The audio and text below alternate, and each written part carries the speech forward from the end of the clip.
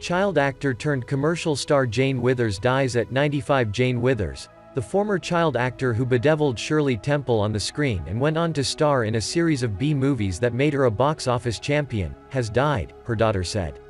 She was 95. Withers, also known as Josephine the Plumber, from TV commercials in the 1960s and 70s, died Saturday, her daughter Kendall Herrera said. Withers was one of the last remaining stars from the 1930s and 1940s, the height of Hollywood studio dominance.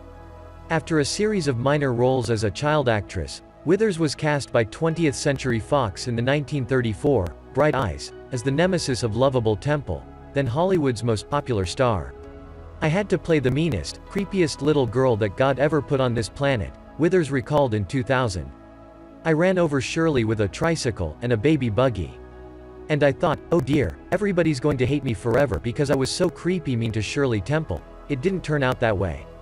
Critics claimed that she stole the picture from Shirley. Children wrote fan letters admiring what she did to Shirley because she's so perfect.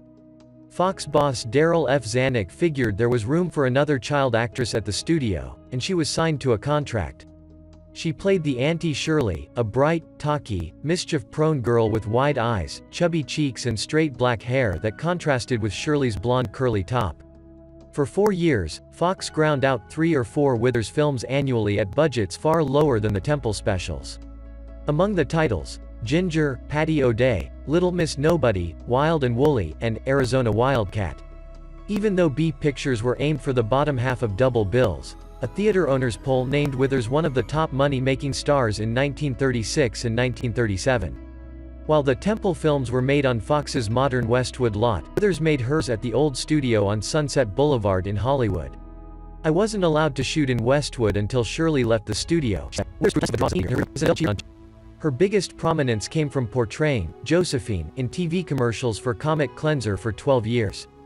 "Oh, the money is nice, all right," she told the Los Angeles Times in 1963. "I got 5 figures for 8 of those commercials, and I'm doing 4 more."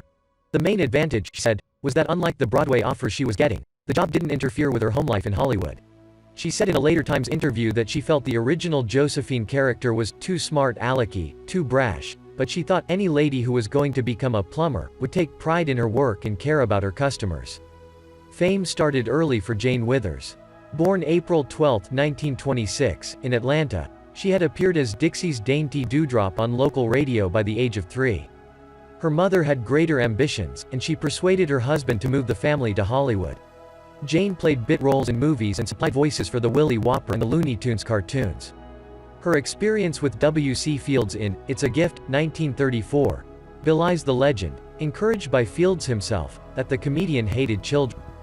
Fields chose her for a scene in which she played hopscotch in front of his store, frustrating his exit. He coached her and afterward praised her professionalism.